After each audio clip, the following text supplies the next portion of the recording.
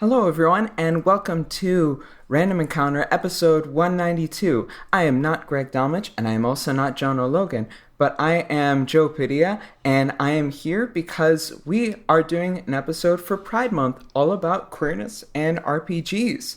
So, to start off with, we're going to be doing some introductions, and I suppose we should kind of put out our identities, not necessarily like a credentialing, not like I went to Oxford or something, which I definitely did not.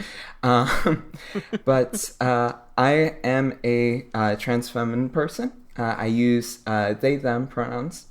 And also joining me on this queertastic podcast, we have Leona McCallum. Hello there, I'm Leona McCallum. I'm a binary trans woman. I use she, her pronouns. Awesome. And Alana Hagues. Hey everybody, I am a binary bisexual person and I use she, her pronouns. And Caitlin Argyros. Hello, I am aromantic asexual and I use she, her pronouns. Awesome. So we kind of have people from kind of across the queer spectrum in a lot of different ways. And we're really excited to have this episode to talk about RPGs and how we've felt about them over the years as it has related to our queerness. So to first just kind of put things forward, when we're talking about queer in this episode, we are specifically talking about sexualities and genders that do not fit the typical heterosexual or cisgender kind of things that we've been socialized to always be. Yeah, it's like a word we've reclaimed, basically. Yes. Because I think for many people before us and for ourselves, we've been called this word, and it's not great, but we're taking it back, baby.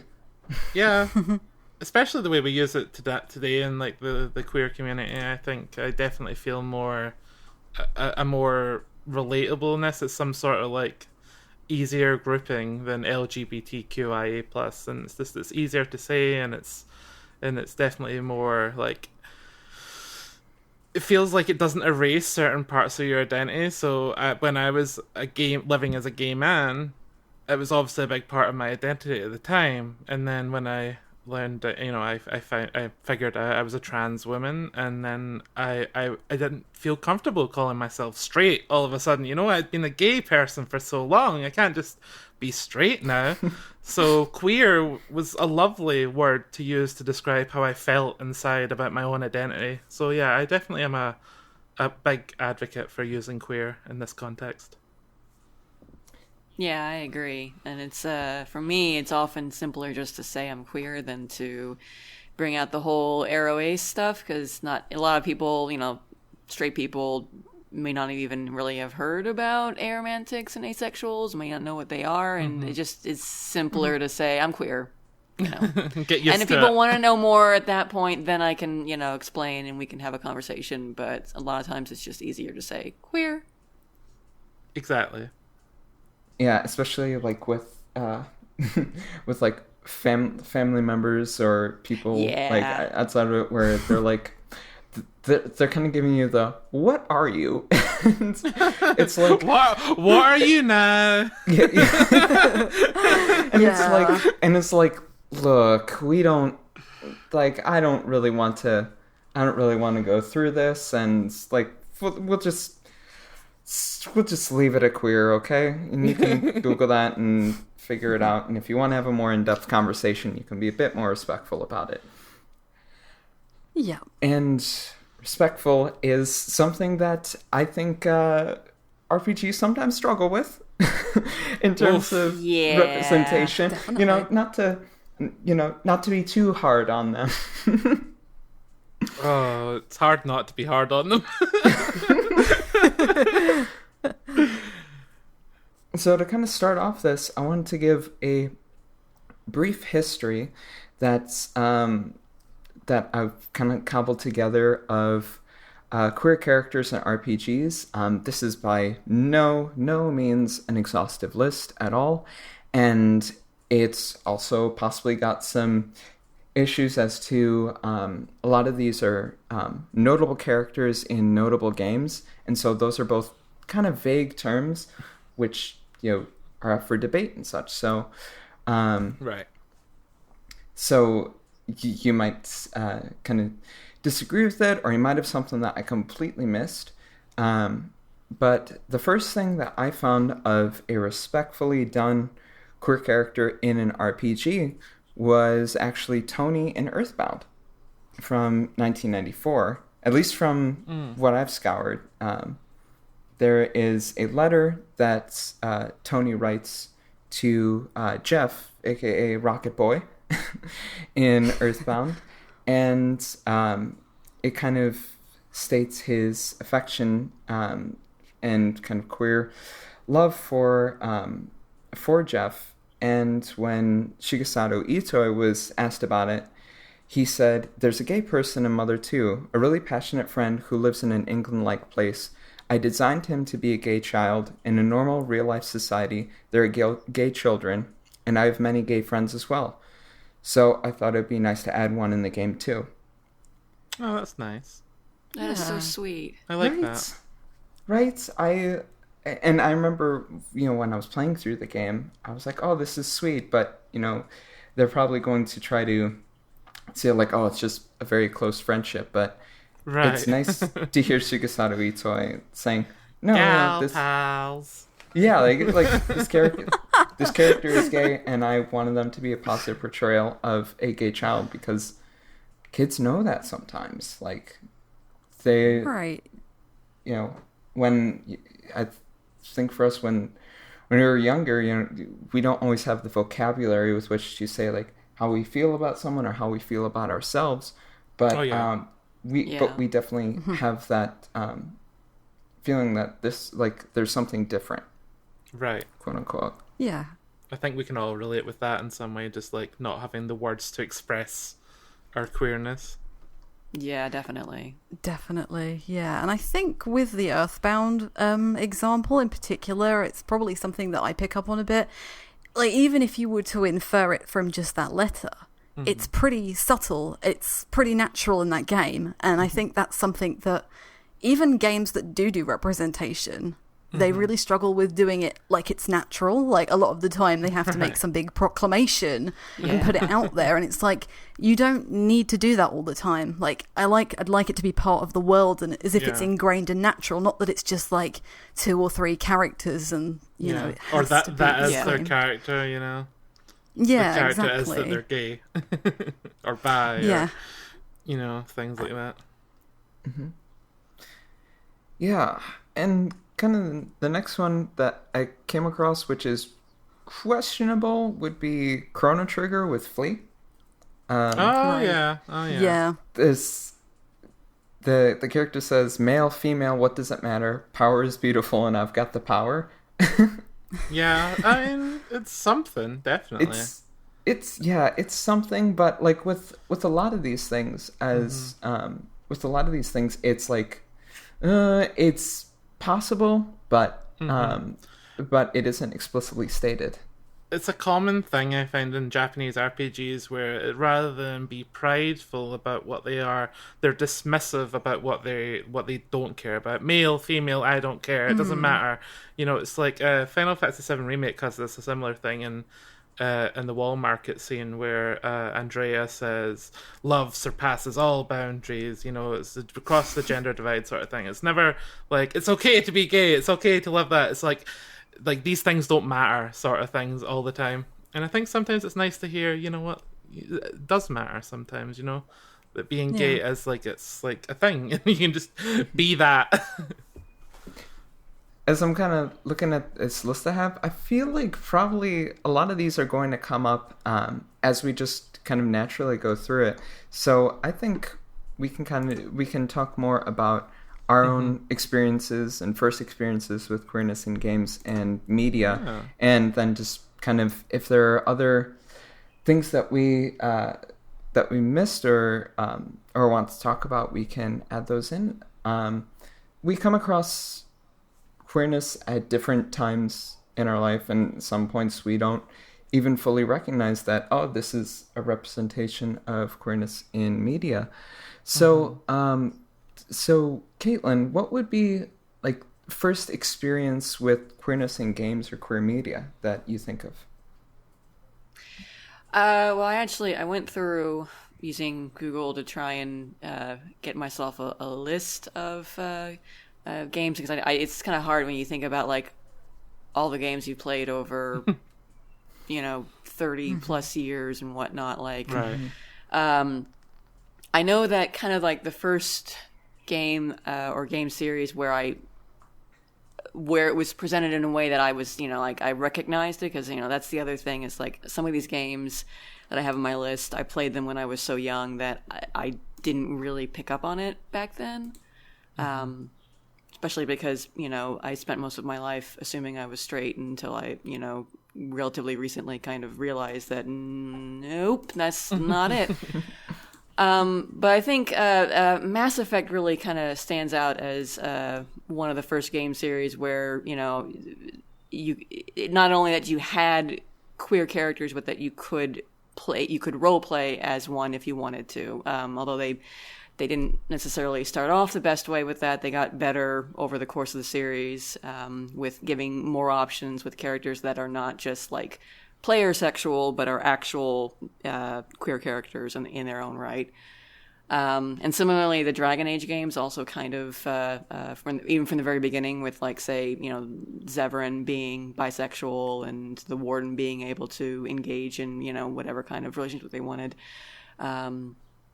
Kind of, that was, when I think back, that's the kind of the first experience I can remember where I recognized that there were queer characters and that I could be queer if I wanted to. Mm-hmm.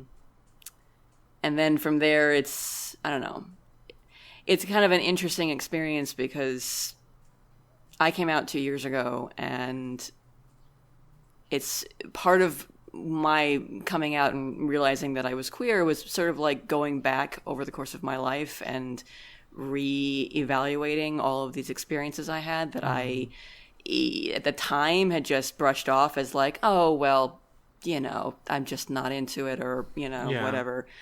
And realizing that, no, it's not about not being into it. It's just that I never really felt the attraction to begin with. Mm-hmm. And so it's kind of similar going back over my gaming history and trying to evaluate characters that maybe when I played the game originally, I didn't necessarily, see them that way, because my world context at the time was still very much, heterosexual focused. So I was still kind of ingrained to view characters from that lens, and it was harder for me to see queer characters, even if, not that they weren't like obviously queer, but that it was just harder for me from that lens to see them. And now I think I'm older, I have more experience in general, but also the experience of realizing that I'm queer and coming out has helped me to have a more critical lens and see characters that aren't necessarily like super obvious, like this character is obviously designed or meant or explicitly stated to be queer. I haven't played Outer Worlds yet, but that was one of the games on my list because Parvati is very clearly asexual in that game. Oh, excellent. And I want to play it, especially so I can meet her and get to know her. But I just haven't had time yet because my backlog is so huge. Right. Yeah, I was kind of interested in the Outer Worlds, but then when I saw that that Parvati, is an asexual character who's also I believe she's asexual and biromantic, and she was also written by by an asexual woman as well, and so it's like, oh wow, a character of an identity that's actually written by someone from that background. What a novel concept. Right? I wish it wasn't a novel concept, but it kind of is. And I relate to your experience as well. I'm not a terribly sexual person, and if I were to put a word to it, I usually describe it as gray ace. But, in a lot of games, where like if there are options for games to like be sexual or not, I'm like, no, thank you. Like it's, and I appreciate when at least that option is open, because a lot of times in a lot of those scenes, I get kind of uncomfortable with it because that's just that's just not where I'm at. I like the romance. I mean, and maybe it sounds weird. I may be romantic. I like romance in fiction. It's just kind of like a vicarious thing for me that because I don't really feel it in real life, but I can like it in fiction. So I like the romance. I like them getting together. I can even like hugging, kissing, stuff like that. But I usually kind of like peace out when it comes to any sort of sex scene in the games. It's just partly because we still have not really in games. I think a lot of games don't really do sex scenes respectfully. They're all very male gazy still. Yeah. But also just like, okay, fine. I don't really need to see it. Like I can assume that the characters, assuming that they are interested in sex, do it at some point, but you don't need to show me. Like I'm much more invested in the relationship than I am in the physical activity part of it. Yeah, but did they do it? Like it doesn't matter. Yeah. Which is why it was kind of nice to see, like, I think it may have just been Mass Effect 3 that did this, but Laura, you had the option with your love interest, like the last scene before the end of the game. You could choose to engage in sexy times with him, but you could also just say, I don't want to, I just want to be with you. And I thought that was kind of that's nice. Good touch, yeah. Oh, wow, yeah, I didn't know that. I take that. So, Alana, what was your first experience with queerness in games or queer media like? Oh my gosh. I've really, really struggled to think of this because... I mean, most early experiences were always negative. Like, it took me a long time to find a single character that I could really pinpoint down to, and I like a similar sort of identity. But like, even growing up and playing Japanese RPGs majoritively, like all the queer representation you get tends to be overblown or extremely tropey. And like one of the first instances I ever remember, I don't know if anyone's actually played this. This is a very early FromSoft game. It's called Enchanted Arms, and it's an Xbox 360 RPG. It's so bad.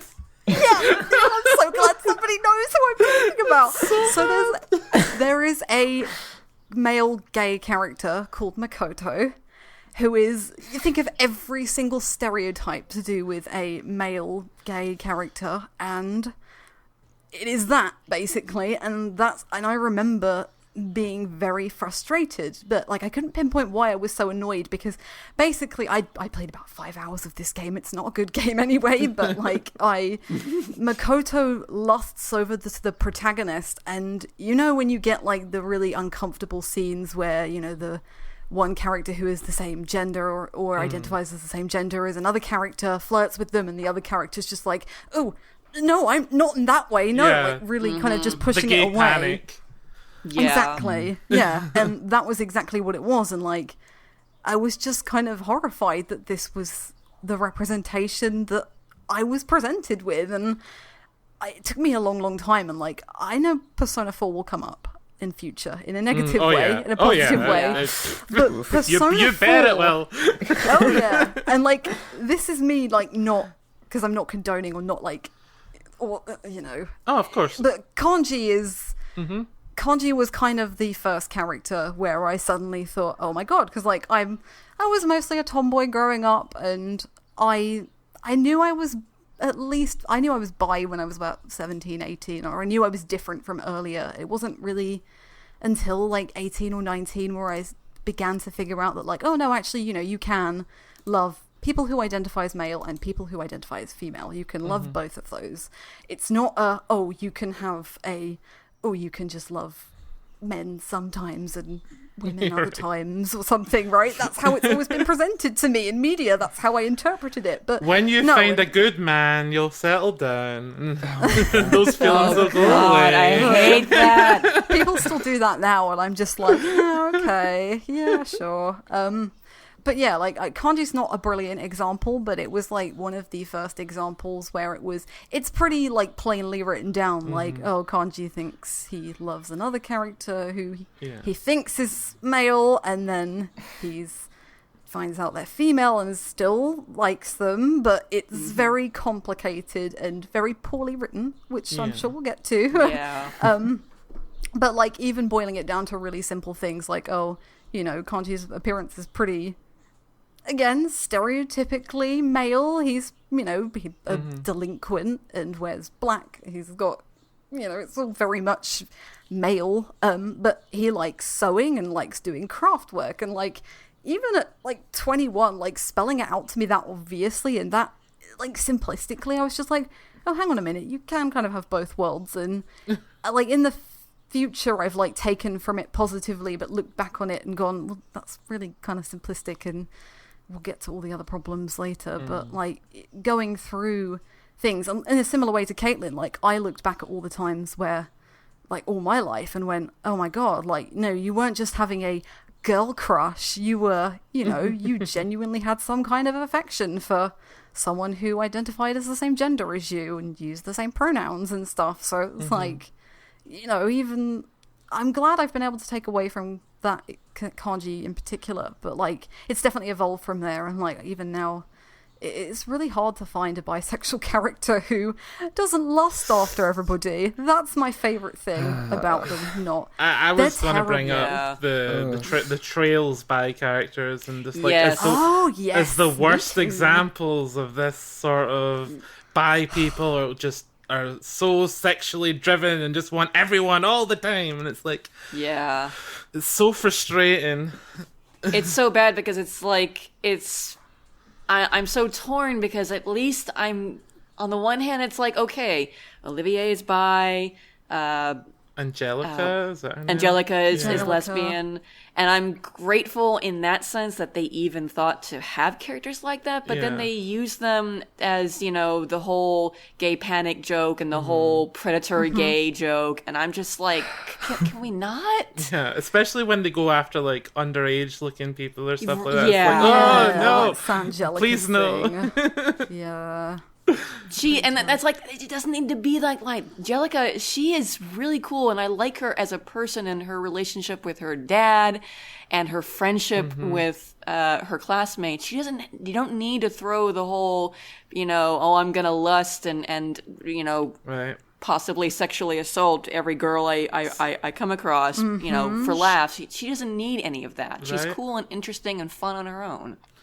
Yeah. I think as well, like another thing I've noticed recently with I don't want to talk about The Last of Us Part 2, but some conversations going around it. Obviously, like Ellie is a lesbian, but her partner is bisexual, I believe, Dina. Yeah. And a lot of discussion that you see around of it is like, oh, they're both lesbians kind of thing. And there's bi-erasure there as well. And it's like, I will be really honest, I don't feel as close to the LGBTQ plus community or the queer community, because sometimes, you know, if you're immediately with someone who's the same gender, you're a lesbian, or if you're with someone, you know, or if you're with someone of the opposite gender, you are heterosexual, and like that's not how it works. And like, absolutely even not. media media does it. It's and I've always noticed that there's especially on bisexuality and pansexuality, there's this sort of like trope that things go back to, where it's like, oh, if you say you're a bisexual man, you're actually just a gay man who doesn't want to admit it. And then if you're a bisexual woman, you're just a straight woman who just wants to like mess around or something like that. And it's like, it is interesting how both of those imply that the person is only into men. It's like, wow, how did that come about? You know, and it is totally patriarchal, and it's something that I've heard so much. Like, the thing that stuck with me was when I was growing up, I heard the term greedy bisexuals being used all the time. Yeah. And then that was common. Like, okay, I was like, okay, I guess I'm never going to talk about my like how I feel about other people or how I experience attraction. Like, so it's I mean, when that trope is pushed, I think it really hurts and erases people from being seen as fully within their identities and such. So Yeah, the only game I've ever played where I've ever found a pretty good representation of a bisexual character is Timespinner, which I reviewed a couple of years ago and I bring up quite a lot. There's a whole range of queer characters in those games, from trans to gay to lesbian to bisexual to even polyamory and things like that. Like, it's all pretty normal and ingrained in that world, and I think the reason that I gelled with it so much is because it's just so normal. Like, nobody needs to shout from the rooftops and be like, "Ooh, yeah, I did this," or "I'm this," and that's great. Like, I don't want to like come across as rude to anybody. Yeah. But like, it always seems, I just want it to be part of the world, like normal, like it should be. That's how I want it to be, and a lot of the times it's not, because either it's one part's being erased, or it's I don't know. It's complicated, but. Yeah, like, I'm still trying to find better representation all the time, and a lot of the time, again, growing up playing Japanese RPGs, you tend to get into things like shipping and things like that, and that's a whole other wheelhouse. So you're trying to create like good examples in your head, but then it's not canon. The canonity of it is important, I think. I think so. It's always nice when it's canon, because then you feel definitely. It's got a legitimacy to it, even though that's weird to say because we know we're legitimate, but it's like, just have that, like, no nerd on the internet can take that away from us kind of thing by saying, they're not actually, they're this or that. Just to have a hard line saying this person is queer means so much sometimes. It does. So Leona, what was kind of an early experience with queerness in games or queer media that you had, that you were thinking of? I've talked this before in like other podcasts, but I always talk about how I used to play the wall market scene in Final Fantasy VII, the original, over and over, and I never really knew why. And it was because obviously the famous Cloud cross-dressing scene, right? And that always interests me, the gender sort of crossing over, and the whole atmosphere of wall market, and that game is kind of not negative, and everything I had ever heard about cross-dressing and trans people was negative in my life. Everything, and that game, people are like, even like the person who makes the dresses for Cloud is kind of like, oh, this is a new thing for me, I love it, I found a new lease of life. And I'm like, oh, look, something positive came out of someone sort of dressing up or being a sort of different gender and breaking the gender conformities. So that always stuck in my mind, but I never knew I was trans at the time. I just knew, this is so appealing to me. I'm 7 years old. Why I just keep wanting to play this part of the game over and over. But yeah, that always stuck up to my mind, and I struggle to think of anything beyond that, especially as a trans person. It just doesn't happen. Yeah. In JRPGs, because that's my main sort of shtick. I like JRPGs, and I'm not much of a Western RPG gamer, where I think the Western RPGs are more progressive in this regard than JRPGs are. But there's also like June in Persona 2, who is a gay character, like defined gay. Is like gay. It's gay, and you can have a romance with the main protagonist, the Tatsuya. It's an interesting how it gets brought up in Persona 2. Persona 2, you get an option to date 4 characters. The 2 girls and the 2 boys. But one of the boys is straight, so that's just like a joke option sort of thing. But like one's gay, and then it can actually happen. So I guess you could say the main character is canonically bi. June is canonically gay. So I think that's something to be said, and I think it's funny that Atlas has kind of gone backwards on the LGBT support. It feels like they go a step further back every game. Every game, it's crazy. They're regressing, and it's quite bizarre that to even think about a game coming out in the 90s being more progressive on these social issues than a game in 2020. That's insane to me. Yeah. And I think we'll definitely give Atlas their time. We'll say time for now. The Atlas hour. Yeah. I think Leona has some further thoughts. The Atlas ass whooping is coming up. Yeah. Yes. You've seen the midnight hour in Persona 3. This is the ass whooping hour. Yeah. as as for me with kind of queerness in games, so as some people might know, I came mostly to RPGs pretty late, as in like just in the past few years. And I spent a lot of my young gaming childhood and such playing either Pokemon or sports games. Wow. So Sports, yeah, how dare you? I know, right? I've played Leona, how many hours I've put into MLB The Show. You don't want to know. I don't know what it is, and I don't want to know myself. On my Good Christian podcast. So the first like queer character I remember seeing in a game was when I played the first Last of Us game when I was like 18, almost 19 years old. And there was the character, I believe his name is Bill, who's kind of with Joel and Ellie for a bit.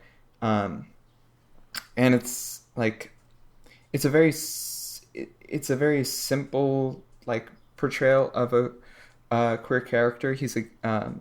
He has a male partner who spoiler, they end up finding his body, and it's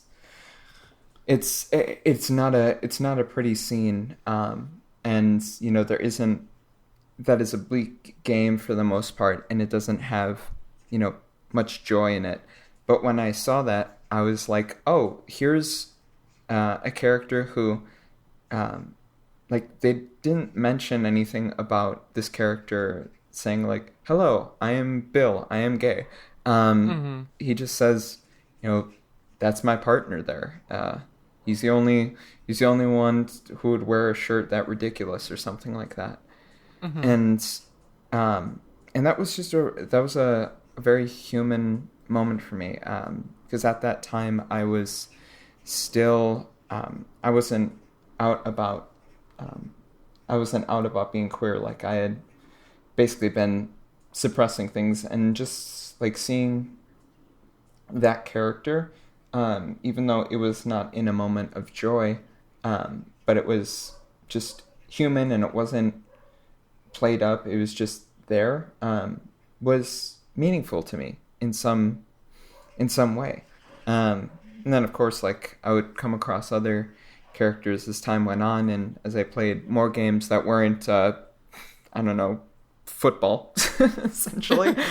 But that's kind of one that's always stuck out in my mind. I've seen better ones, but you always remember kind of the first, if it came kind of later in your life.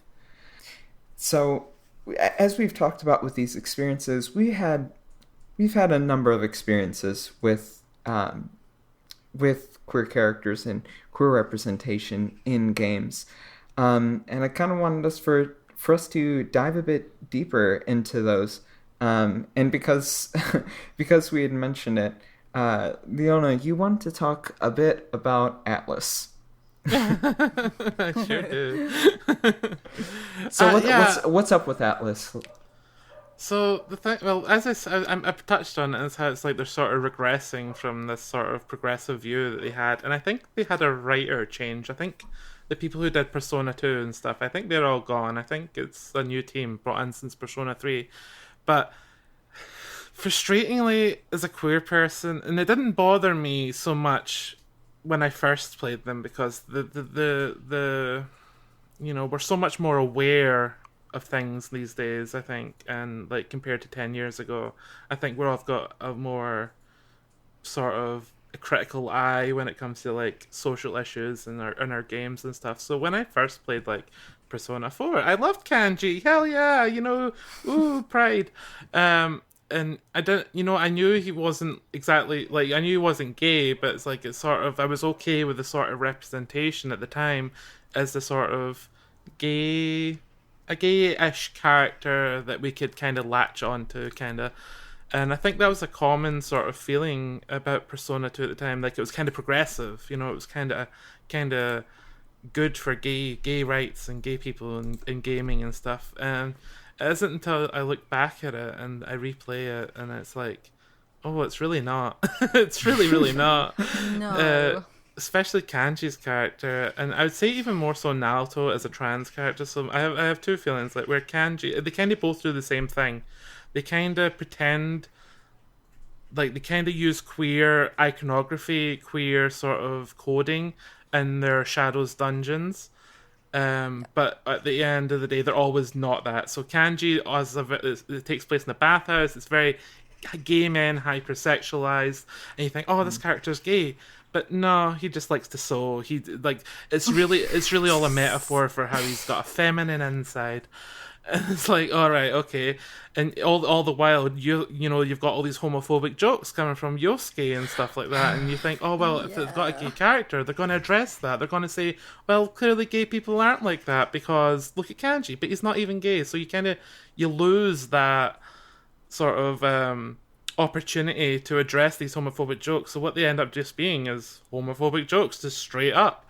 And with Naoto's character, you have the trans issue where it seems like she's a trans male and wants to transition and live her life as a male. She says things flatly, I wish I was born as a boy. I wish I could have surgery to change my body.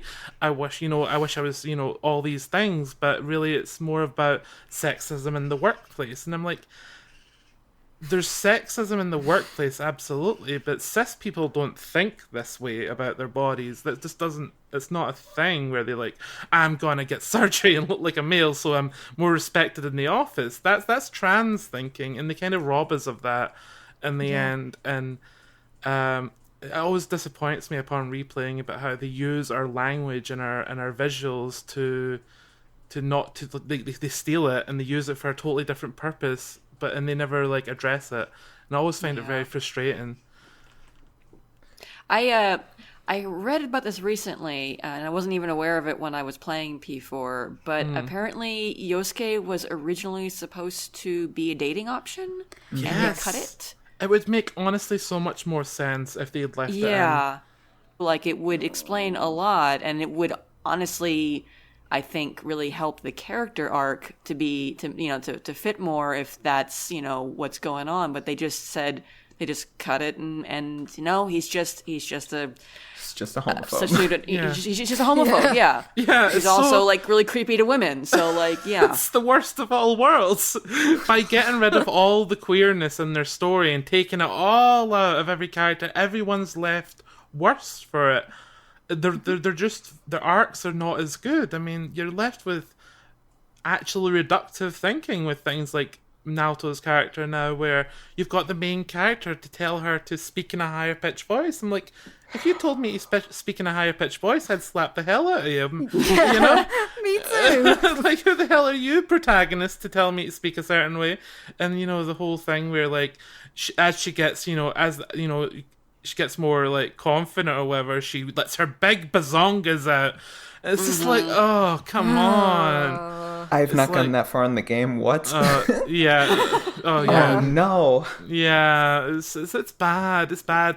It's a golden thing. They sort of they show her, and she's wearing a really low cut shirt, and you can she's letting her boobs out. She's not buying them anymore, and it's supposed to be a good thing. And I'm like, oh, but it feels so wrong for her. I don't know. I just really feel like she was a trans male character, and she was just kind of robbed of it. I really do feel that way about that character. Anyway, that's my rant. Yeah, I agree. I agree with you on that, and it's also just they give now to a femme swimsuit and stuff, and you see that I think in the game and in Persona 4 Dancing All Night as well. And this one's kind of just quite fresh in my mind because I've just finished the dungeon for Naruto last night, and it's disappointing. It's disappointing to see that because, as you said, they're just kind of using our language where it's really uncomfortable to have that and to have to be kind of shutting down this person's exploration of their gender as the protagonist in the game and also as a love interest. Yeah. Like, to make me roleplay as a transphobe, how dare you? To make me play as a gender essentialist, oh my god! Atlas, the nerve. I think the worst case in Persona 4 is like Naoto says something. It's like, oh, I wish I was born as a boy, and rather than going, that's okay, I'm happy for you, they are, I like you as a girl, and it's like, oh no, that's like, you would never say that to a blossoming like sort of trans person. Oh It's no! not our choice. It's that person's choice, right? Exactly. It doesn't matter what you like. Yeah. And I think some people were more willing to like give Atlas the benefit of the doubt with that, or Yes. on like original release. But then, if anyone else has played Catherine, it's like, no, I don't think we should. No, absolutely not. Catherine is bad. Catherine is real. It's real bloody touchy. I swore. Yeah. So in Catherine, there's a character called Erica, and she's a trans woman, and you think, oh, cool, a trans woman, but they do everything possible to deny her womanhood in that game, and it's gross. So the plot of Catherine is, there's a like all men go to this dream world at night, and like they have to like survive or whatever, solve block puzzles, whatever. And Erica's there. Erica's there because she's a man. Huh? You get it? She may change as much as she wants. She'll always be a man, and that's a horrible message to have in your game. And then to top it all off, at the end, her credit is her dead name. Yeah. Oh, my heart. I didn't know that I've never part. actually played Catherine, but now I don't want to. I played through that. Oh god, I played through that game when I still identified as a cisgender straight man. I was like, this says some pretty good things about, I don't know, relationships and stuff. And at the time, and at the time I was like in a relationship, and I was like, yeah, this all makes sense. And then I'm like, oh no, like, and they made it even worse with Catherine full body. If y'all saw what happened with that, like, So for those who haven't seen it, they somehow made this 2019 game, this 2019 remaster of a 2011 game, even more transphobic because they made like a separate timeline where everyone's in like their ideal spot in life, and Erica has not gone through with social or like medicinally assisted transition, and that's supposed to be her best future. Like, because she solved her problem. Woo! Hooray. She got over that trans thing. Poppycock. Like, I think even in it, she still is like, she still mentions something about wanting to transition, and so it's like, then why is this the ideal future? What? I don't know what they have against that character, but it truly feels like whenever they had the opportunity, twist that knife. Just twist it. Because they've also introduced like a third character, is it Ren? I've not played this game. After Catherine, I obviously didn't play it, but she plays very heavily on what the internet likes to call a trap stereotypes. And this is a deceptive trans woman who's out to, get seduce you, and then at the last minute lift up her skirt and reveal a big old dong. And it's so hurtful and harmful that we're having this in a game again, even though, and I know someone's going to email me, it's like, oh, she's an alien or whatever, and I don't care. Well, that's even worse, isn't it? Like, the fact that the only representation that you might even get is not human. Like, it's as good or poor as it is. Like, no, it's an alien. Like, that's worse. Somewhere someone's got their fingers on the keyboard ready to tell me off. Oh, yeah. Oh, God. Exactly. But yeah, Atlas, they do not get the queer stamp of approval from this panel. So Alana, what's kind of an experience with queerness in games that you wanted to focus on? So I want to talk about something. I think Leona and Caitlin were on a podcast with me about this at the beginning of the year, and it's a relatively recent game. AI the Somnium Files, and I think AI is actually relatively good at queer representation, and there are two characters, or three characters, I suppose, in particular. One is Mama, who owns a bar, and she is a trans woman, I believe. Is that correct, please? I think so. It's hard to say. I'd say she's a trans woman. It's like Persona 5 has virtually the identical same character in Persona 5, and it's like, I think she's a drag queen, but it's like virtually the same as what AI Somnia Files shows as a trans woman. So I'm never quite sure, because it's never they never explicitly state these things. No, I still think she's better handled than anything in Persona 5, definitely. She's a much more nice and interesting character, and none of the characters are questioning her or anything like that. But I suppose the other relationship, oh my goodness, I have forgotten their names, but there are two characters in this game. One of them is the father of Mizuki, who is the little girl that your character is looking after. And the other one is a scientist at the police department you work for. Mm-hmm. And you very late on in the game, and it's never like specifically worded or spelled out or anything like that. It's mentioned in passing in conversation. Like, you find a watch at one of the scenes, and you show it to one of the characters, and they go, "Oh, that's the watch I bought my partner," or something like that. And it's in that moment that you can kind of realize that, oh, you know, one character is bisexual and the other one is gay, kind of thing. And it's like, it's not, again, like, the bisexual character was married to a woman, and they split up, but it's never inferred that they split up because, you know, that's another thing, isn't it? Like, in media, like, oh yeah, people because he was secretly gay or whatever. Yeah.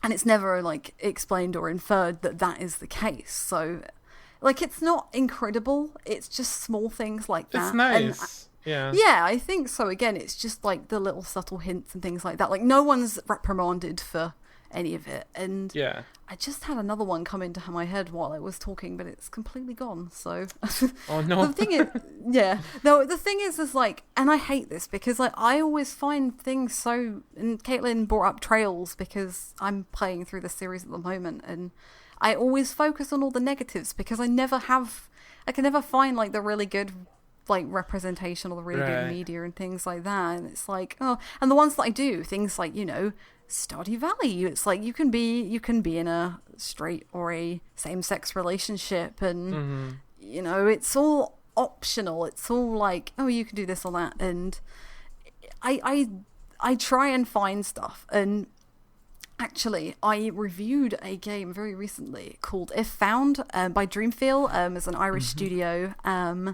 This is kind of a visual novel about a woman who comes back to Ireland, and, like, this is not my story to tell because this is a story about a trans woman who comes home at Christmas to see her mum and her brother, and at no point does the game dead name her.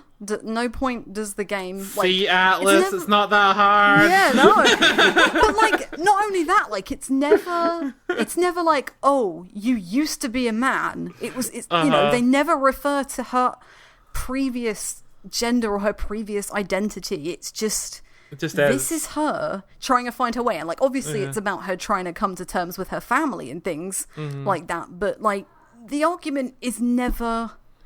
I don't know, it's never like, oh, you were better when you were a man or things like that. Or, you know, it's never... There is one conversation where the mother is like, oh, when are you going to grow out of this phase kind of thing? But, like... Right. That's contextual, you know? It's like, it makes sense for that character to say that. Yeah, and I think as well, like, I've had that discussion with my family before, like, oh, when are you grow out of girls? You know, it was just a phase you like it. Girls like, nah, it's not, sorry. Sorry about that. But, like, If Found, you've got, like, the family who, they're not pushing against it, but they want Casio to be comfortable and they want her to have a life, and they don't see that life in that identity that she feels that she is. And she's got, on the flip side, she's got all her friends who she's made homeless, and they accept her for who she is. There's no, like, they just say, oh, you look different, you look nice. There's no, why are you dressing like that? Why are you wearing a dress? Why do you have long hair kind of thing? It's never singled out anything like this. You know, they never pick up on the stereotypically female things. And it's really, really beautifully well done, I think. That's, I think you kind of sold me on giving both of those games a shot because those both sound pretty great. Oh, yeah, the AI Somnium Files is so good. Yeah, it is really good. But also, the only instance of like a Japanese game that I've played where like there's a full dead-on conversation about how fabulous the LGBT community is. Specifically calling out LGBT. No, yeah, the child character, Mizuki, just like she's at the bar which Mama owns, which is like it's a gay bar, like a casual one, not like a club or anything, and. She's asked if she's scared of Mama, and then she's like, "No, I respect her. I LGBT people go through so much, and like that sort of thing." And it was like, "Oh my god, I've never seen this." I can't believe I forgot to bring that up. Yeah, because that was such a big thing, and I remember, like, obviously, people on the internet got upset about it and were like, "Oh, you localized it like this." I know it's in the original Japanese script as well, kids. Yeah, so the writer is on Twitter. He speaks English and he's bloody great. He's a great guy. That's fantastic. Oh my god, that makes me really happy. Yeah, exactly. Yeah. That's the power of like just being like having representation in media. It's like as queer people, and like if you're another race and you see characters of your race in the game and you feel like, oh, I didn't realize I had been going without this for so long, but I am, and it's nice to have. And it was great, especially because it was Mizuki, because I mean, I forget how old she is, but she's a kid. Yeah. You know, she's like 13, I think, or 14. Or like not only is she, she knows and she's knowledgeable, and it's like to refute any sort of argument that people might want to make about how kids shouldn't have to think about this, they're too young or whatnot. No, kids know more sometimes than their parents do, and they learn things, and they can accept things, I think, way easier than adults can oftentimes. So to have a kid, talking about this and to be so open and accepting and just, a decent person, I think is a great message just in and of itself. Yeah, I think so. Like, I can say confidently that I wish I'd known about you can be in same-sex or gay or queer relationships, because like the first time I ever realized about this kind of thing was like when I was 10 or 11, and the first time you hear the word gay, it's normally as an insult or a slur, and it's like, why is it used in a negative way? And like growing up in a conservative household, it's like, and now discovering it as I'm like, when I turned 18 or 19 or whenever I started to become comfortable with the idea, it's like, why was this not allowed in? Like, my parents grew up in the 70s and 80s when things, you get it all, the summer of love and stuff like that. Like, it's all idealized. It's like, this all happened. Why are you hiding this from me? Why does the world not want me to know about stuff like this? Why do I have to go out of my way to find it? And even when I do find it, like, I still latch onto those bisexual characters that are not great, like I love Olivier and I love Angelica, but like I look at them flirting with other characters and I'm like, that's not right. That's not how you do it. That's not how you should do it, and that's not how I would do it either. And it's like, why am I still clinging on to? Why am I clutching onto grass? We kind of just have to settle as queer people. We just have to settle a lot of the time. And it's really sad. I've seen straight people say, oh, that relationship, I have related with that so much. And I'm like, I've never had that in a JRPG. Never. I can't look at any JRPG relationship and say, oh, I can, as if I take their genders out of it, I can say, what a beautiful romance or whatever. But I can never be like, I've never had the sort of identical relationship where I was like, oh, I'm that person in this game, but other people have. And I'd love to experience that, I think. Yeah. I definitely wish that I had been exposed to the idea of being aro ace when I was younger, because it would have made the last, 20-ish years of my life so much I don't want to say easier, but it would have made those years make a lot more sense to me. Like I went through almost all of my life thinking that that there was something wrong with me because I wasn't really interested in I wasn't interested in having relationships. I wasn't interested in sex. I wasn't interested in any of that stuff. And I always told myself, oh, well, the tried and true tired line of, well, I just haven't met the right person yet. Or, I'll feel differently when I get a little bit older. And it just kept never happening. So I kept assuming that, well, I'm weird or there's something wrong. And then I, realized that, nope, there's nothing wrong with me. Nothing wrong with you. No. Yeah. Like, that would have been all of that angst over the course of, like, high school when I was self-conscious about not wanting to date anybody and all of my friends were dating. And I was like, am I weird for, like, not being interested? And then college, where I was also super not interested, and in fact turned down multiple people who would come to me and, like, surprise me out of nowhere by saying, hey, I'm into you, can we date? And I'm like, Oh my god! I don't really think of you that way. Sorry. It would have made me feel a lot more comfortable and confident in my, the way I am as a person if I had been exposed to, the fact that being an arrow ace is a thing when I was younger. So I want that. Yeah, Oh, definitely. And having those diverse experiences presented in media, like, just can really help us to navigate that, because some of us don't really get that in life. Depending on your environment, you may be in a space where you never really learn about that, and that definitely went into my life, where it's a lot of where you don't really. I really relate to what you're saying, Caitlin, in just not really being comfortable and saying, like, well, what's wrong with me? Why am I not interested in what other people are doing in terms of wanting to date and being in relationships and stuff and sex and all that? And it makes you feel. It can be a depressing thought, and it can make you feel like an outsider. And it's like, well, there's nothing wrong with how I'm feeling. It's just me. It's just a personal thing for me. But when we don't see those experiences represented, we're kind of made to feel weird. Yeah, we're othered. Yeah. Yeah. Exactly. Yeah, we're othered. Yeah. And, not telling kids about queer people existing doesn't stop kids being queer. People think, we all figure, or we only start thinking about our queerness when we all hit 16. But in the back of our minds, it's always there. We always felt a little bit different some way or the other, and we just didn't have the way to express it. But if we were told, this is valid, this is perfectly fine, we could have saved ourselves a whole lot of years of heartache and confusion over it if we just knew. So there's really no excuse not to, like, educate kids on this stuff as well. Yeah. So, Caitlin, is there a specific experience with another game that you've been thinking about?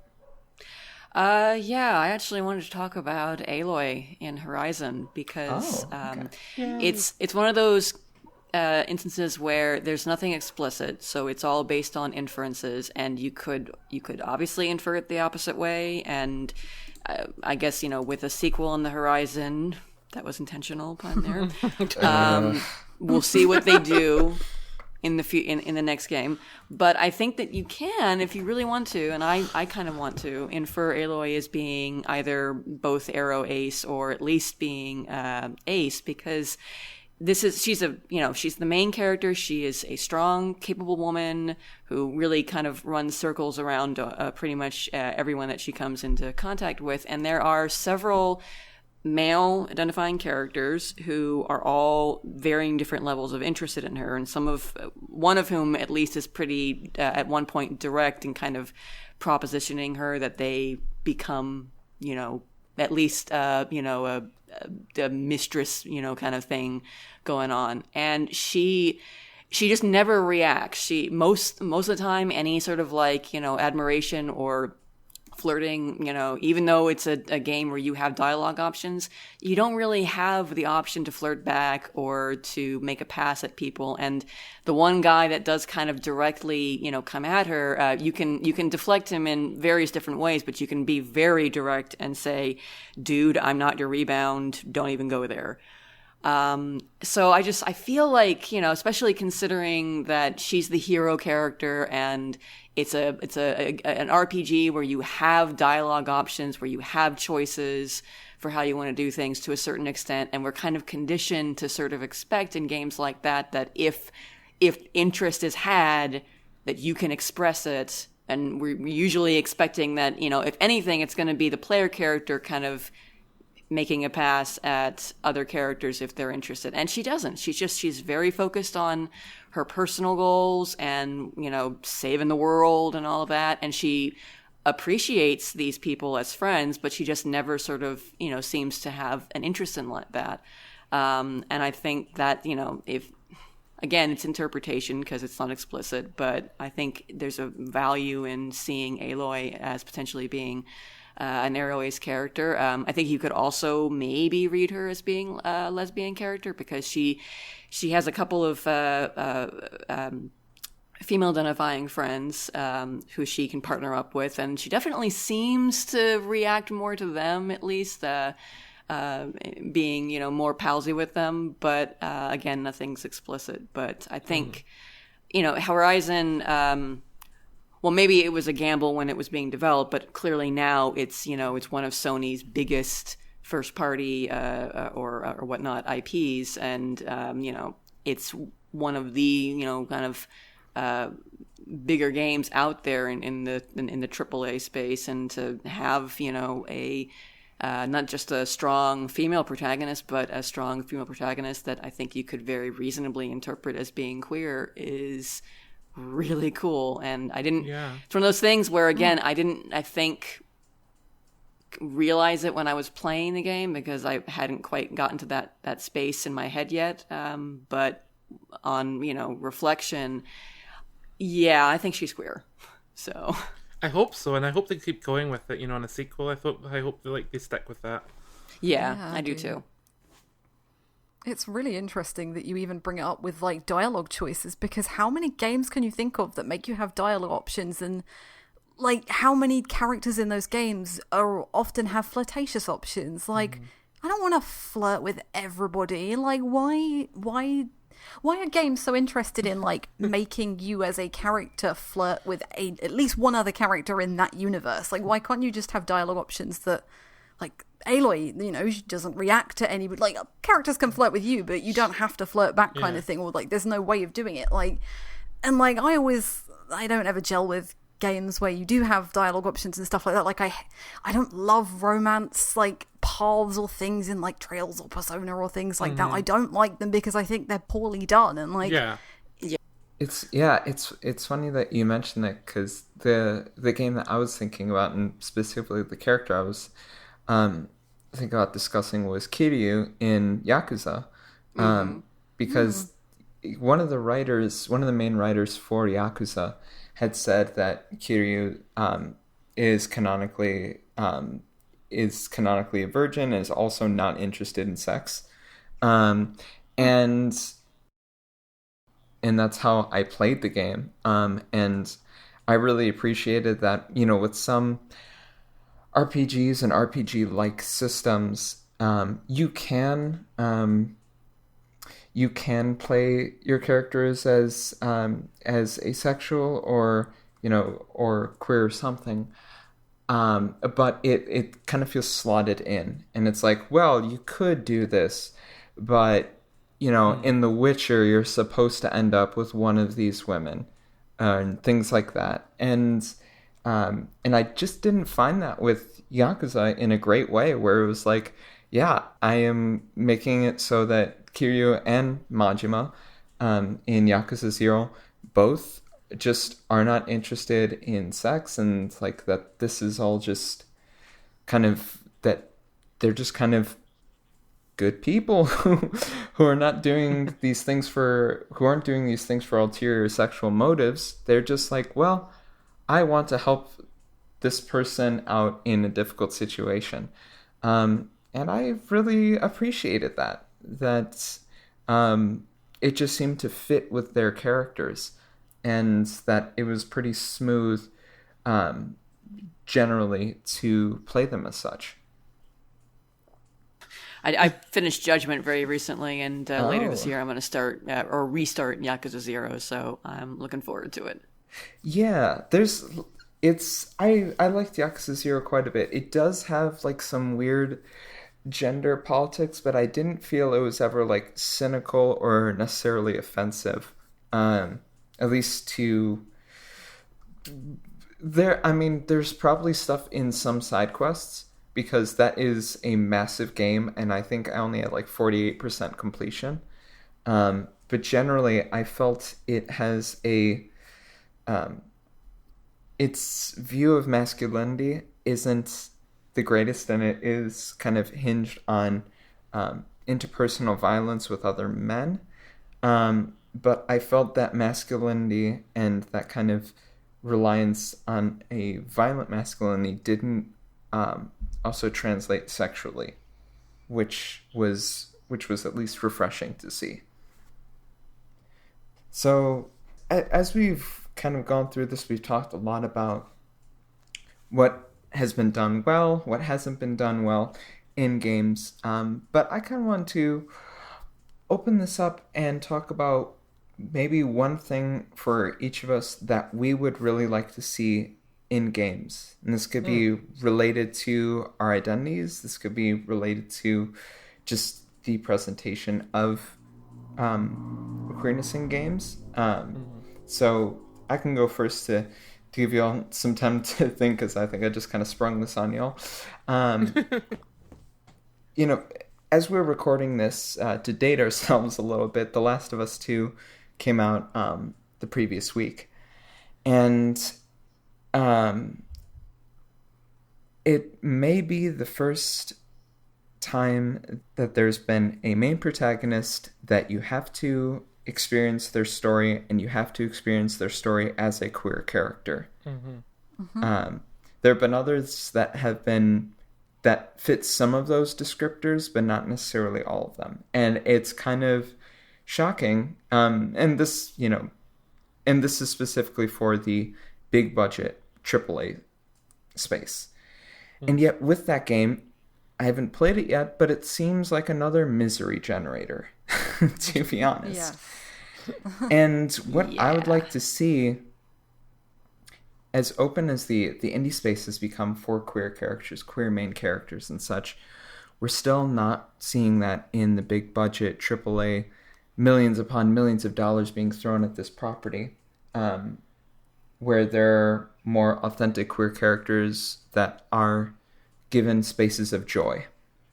And so I'd like to see kind of less cisgender nihilist men making games like GTA 5, Red Dead Redemption 2, to have more voices and more joy from our community in these games. Yeah, definitely. I'd love to see that, especially in games where I feel like they're writing about us and they don't even understand us. You know, I'd love to get these LGBT people in the writing room and given a chance to actually hear our voices for a change. That would be lovely. Exactly. So does anyone else have some like one thing that you think that you'd want to see in games generally? I think my one thing is actually sort of like on the same level as yours, with relating specifically actually kind of to The Last of Us, because I'm playing Last of Us Part 2 right now, and I haven't gotten super far in it, but the context of the relationship in that game is, I mean, like, it's great that it's there, but the journey that they're taking is like, I agree. I think more positive spaces for queer characters where you don't have a choice of them being queer. The one thing, and that doesn't happen as much anymore. This is more like old school. But I keep thinking of Dragon Age 2 and how the 4 main romance options, there's Sebastian's also semi-romance, but he's straight only. The 4 main romance options are technically bisexual in that you can romance them as either a male identifying or a female identifying hawk, but it never felt. You can make the argument for one of them that she's bi, but like most of them, it feels like it's not so much that they're bi, it's that they're hawk sexual. Like they just their identity and their orientation just kind of will match your hawk depending on what you're doing. It's very Fire Emblem as well. Yeah. I want us to, and BioWare's gotten better at that with, providing characters that are explicitly bi and then also providing characters that are absolutely gay and lesbian and that's it. And I like that. And so it's not so much that I want them to stop, I just want them and other companies to keep sort of moving away from having characters whose identity is dependent on the player character. I want more characters where they just are queer. You don't have a say depending on what, you identify your character as. They are queer and you have to, live with that for better or worse, for better for us, obviously. Queer people love that. And, for the bigots out there, tough, get used to queer people. We're here. Yeah. We have to do this every day. Yeah. This is our daily life. Come on. Be good to just be to the point where they don't have gamers don't have an aneurysm every time there's a gay character. They don't mentally break down in tears. That would be a great place for us to be. Yeah. I think the only thing that I would like to say, not the only thing, I mean, I'm sure I'll think of stuff later and I'm like, oh, why didn't I say that? That's so much smarter. You only get one. So if you miss this opportunity, there's going to be no more queer representation than what you've dictated. Oh no! It's just I was thinking. I mentioned Fire Emblem, and I just my brain flashed back to the Fire Emblem Three Houses controversy just before it came out, and it was to do with the same-sex relationships that were in the game, and we were all like, "Hell yeah, same-sex relationships!" To listen to us, so we got 5 lesbian options, and we got 3 gay options, and then it turned out no, 2 of those gay options are in fact not romantic at all. They're like sort of father figures or whatever, and then you were just left with the one gay option who is very stereotypically feminine, weak, so that very thing. And I just thought back to how there were those 5 lesbian relationships but only 1 true gay relationship, and I'd like to see this balanced out where gay men aren't seen so much more sexualized and dirtier than a lesbian relationship. Now there's a whole thing to do with lesbian relationships, and it's not really true lesbian relationships. They're very male gazy, they're very much for the male gamer, but that's all that but I'd love to get to the point where we can have 5 gay options, 5 lesbian options and stuff like that, where gay men aren't quite so seen as stigmatized as much. You see it we're getting more children's cartoons, I've noticed in later days, where lesbian relationships are sort of the feeler. Let's throw a lesbian relationship in there and see how it pans out. And then we'll throw a gay man in there and really blow their mind. Yeah, I was thinking about that as we were talking earlier, that it seems a lot that even when developers are willing to introduce queer characters or romance options, they tend to favor lesbian options before they favor gay options, and I'm just kind of that's partly I think it's partly a sexism thing, kind of intersecting here. It's more acceptable for straight people to oogle girls going at it than it is for them to oogle boys going at it, and I'm just very much. Oh, it is. Yeah. It's very very much in the crossroads between like homophobia and sexism. It's very there, right bang in the middle. Yeah, we can fetishize lesbians, but we can't fetishize gay men. No, Exactly. Well, I think that kind of stems from, 30 plus years ago, the conscious effort by the video games industry to say, okay, we have a particular demographic that we're going to go after. It's going to be men from about 20 to 40. They're going to be, they weren't even thinking about gender, but they're going to be heterosexual men. They're likely going to be single. They're likely going to, they're likely going to be wanting to, date and such. And they're going to want to focus on violence and getting the girl and such. And and I think that still reverberates now where if there is a female protagonist in a game, it's very rare that protagonist kisses a man and it's shown on screen. And heaven help us if your protagonist is a gay man and in a game and you Right. have to play as a gay man who kisses another man. It's like it's like they're still stuck in this idea that that their conscious effort to appeal to a certain demographic has been 100% fruitful because there are 4 of us on this podcast right now and none of us fit that demographic. Nope. and we play a lot of games. Yeah. It's absolutely ridiculous that, we're sort of excluded in this sort of opinion, and especially women in games and, any sort of nerdy activities, especially, they may as well not exist. I mean, even marketing still today treats it as if it's only boys playing these games, and it's just not true. So, Alana, are there any other things that you'd like to see in games going forward for representation? I think the main ones, I think most of you have all touched on, like queer stories written by queer people and, just generally better representation. Like, I'd like to see more non-binary characters, and most of the time we've brought Parvati up, but like a lot of the times when you get gender options or pronoun choices in video games, it's because you are creating a blank canvas, again inserting yourself into the game. But like Caitlin said, why can't this character just be non-binary or genderqueer or gender fluid or I don't see it ever in video games where it's either you have to make the option yourself, if you want representation, then do it yourself.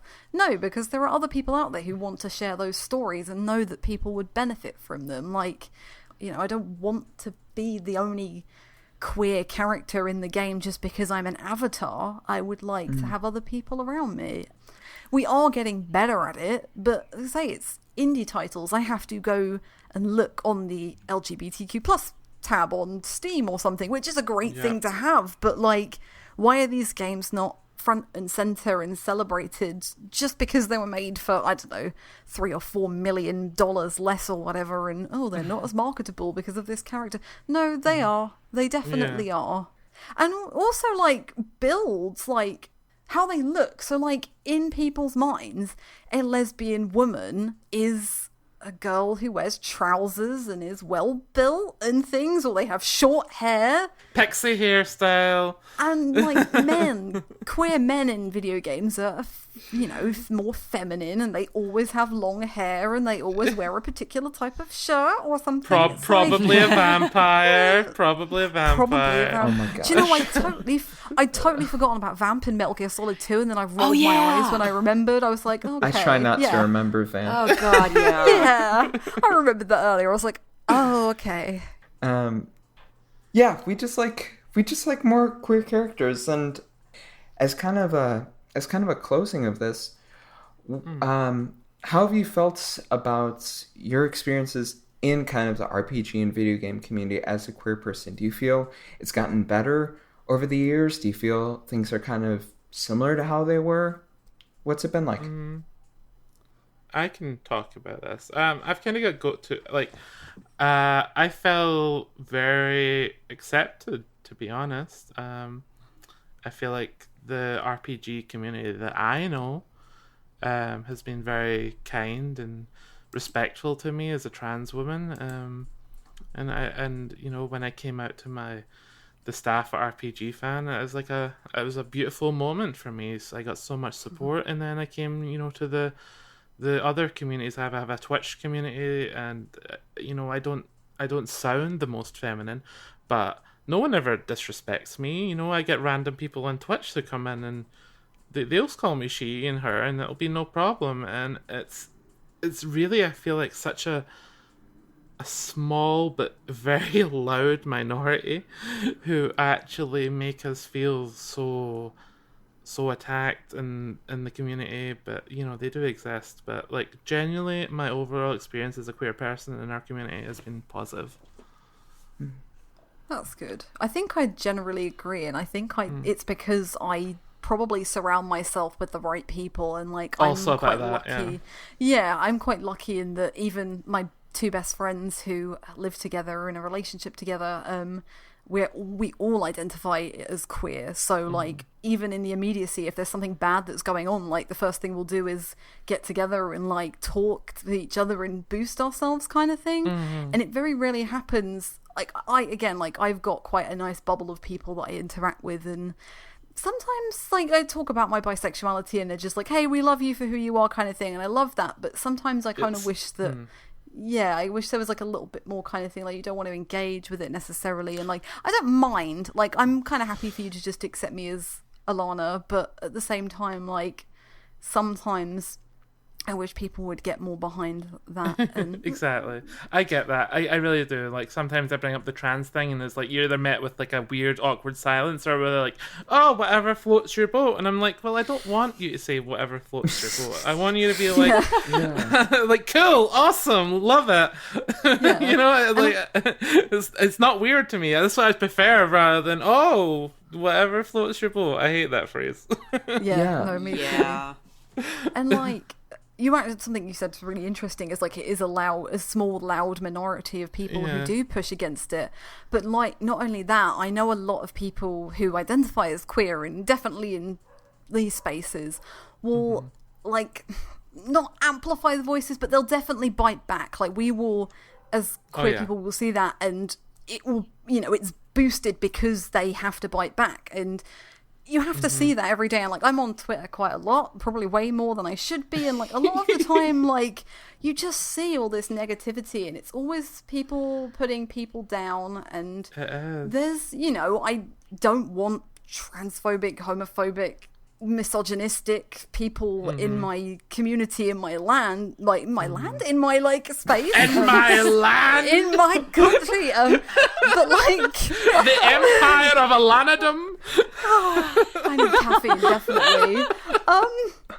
But yeah, like, I just sometimes, and it's similar with games, like these like, you know, Last of Us 2, there's a queer relationship at the front, great, but it's a difficult game to play because of what happens, and we don't always boost the positive voices in our community. Sometimes it's because we have to fight back. We have to fight back to prove that we exist. And I wish we didn't have to do that. We should try. And it's so difficult for us. Like, we want to boost the positivity, but when you've got so many people pushing against you, it's like, oh God, you know, you have to deal with it however you want to deal with it. Yeah.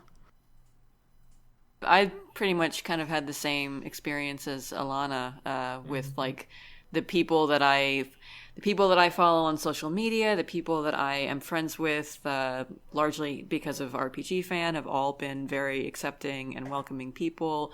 And that was, you know, for me especially, I was really nervous when I came out 2 years ago, because I was not only like personally, internally shaking off like all my life of thinking I was straight, but I was also really super scared about like what other people would perceive of me. Like, you know, would they like point at me and say, no, you're posing, or I don't believe you. That was I was really scared about that. But both within my family and my friends, and then also when I came out, sort of on social media and to people here at RPG Fan, like it was just a natural thing.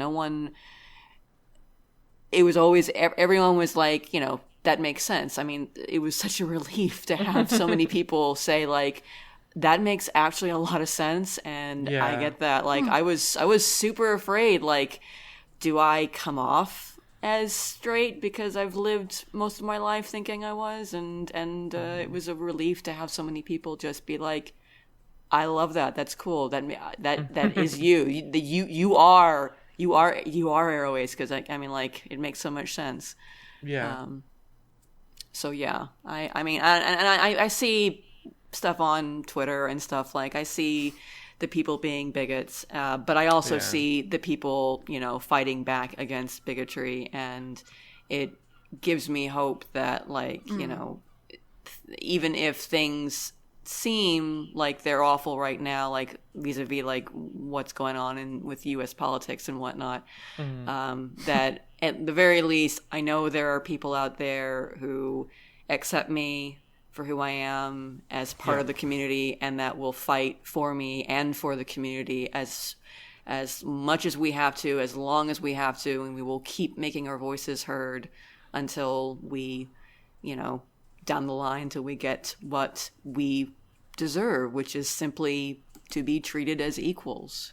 Yeah, to not be harassed. Yeah. Wouldn't that be nice? Yeah, and just to echo like that sort of feeling of like, oh well, am I like queer enough, or am I like co-opting this or something like that?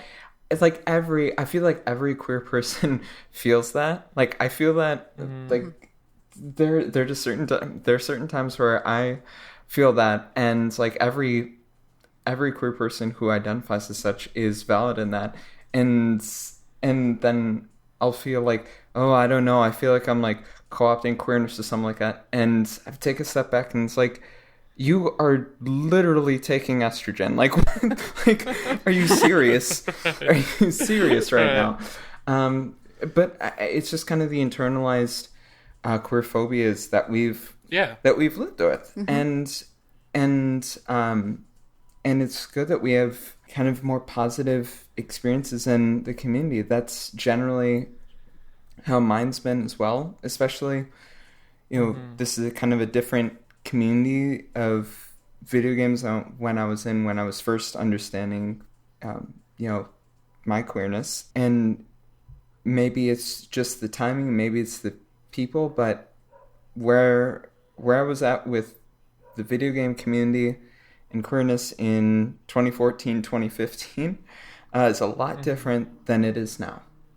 So yeah, yes, we definitely have a very special sort of group here, and I think queer people seem to find their way here. It definitely seems that way. RPG Fan, and to just feel that we've got a lot of different people here, and it's awesome. I really feel that as well. Like with like Final Fantasy 14 when I'm playing that, and I've used Discord a little bit with that, but I only jump on voice chat with other people I know from RPG Fan. I don't jump on it with other players and stuff, because I have no idea, if these are people who I'm just working on some sort of quest or raid or whatever with.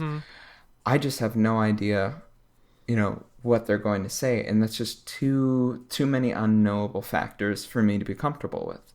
Exactly. And so I wish it weren't the case, and it means that there's still work that needs to be done to make this a better community. And so things have gotten better, which generally they have, but not for everyone. But there are also deep things that that this community can work on. So I think that's a really good message. This has been a very cathartic podcast, by the way. I love this podcast. This has been such a good podcast. And now we never give it back to Greg and Jono. Yes! The queers are taking over! This is the land of Alana now. Oh, President The of Random national Encounter. anthem. Oh, Captain, my Captain. We are just kidding. We love Jonah and Greg so much. And all the work they do. we do. Yes, and as we end this, I want to say that it was Greg who had originally reached out to me and was like, I would really want to do a Pride episode. Oh yeah. And I'm not entirely sure how to go about it, and I would really like your help. And he probably reached out to others as well to say, you know, like, what can I do to make this? Yeah, I mean, what can I do to make this a space for queer gamers to talk about their experiences? He did it all right. He did all the good things. Mm-hmm. So, and he's so excited about it, and that's so sweet to see as well. Yes. So the regular Random Encounter hosts really supported this. So toss them some likes on your podcast catcher of choice. Toss a coin to your Witcher. Toss a coin to your Witcher. So with that, this has been the Random Encounter Pride episode. We thank you all for tuning in and sticking with us through this wonderful ride.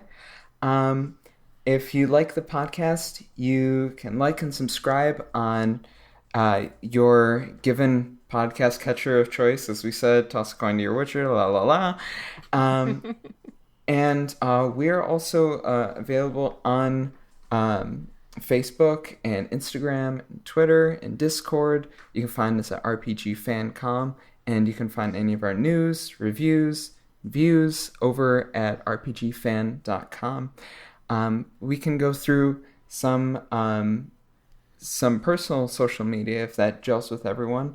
As I said, my name is Joe. I go by Eva Least on Discord and Instagram, and I'm one of our social media people. So you'll probably catch me on RPG Fans Facebook or Twitter. Leona. I'm Starmongoose on Twitter and Starmongoose on our Discord, and my Twitch stream is Starmongoose RPG Fan. Right now I'm playing Kingdom Hearts for the first time, which is a very interesting game. Oh, I'm so sorry. Thank you for saying it, because that's what I was thinking. Okay, and I've played like almost every game in that series, so it comes from a place of experience. Alana. So you can find me on Twitter. I am at Alana Hagues, or you can find me on RPG Fans Discord. I am Alana on there. So come and just shoot me a message. Right on. And Caitlin. You can find me at Leona Kazerl on Twitter, and the same on our Discord. Awesome. Well, thanks for everyone for tuning in. This has been Random Encounter episode 192, and have a gay day.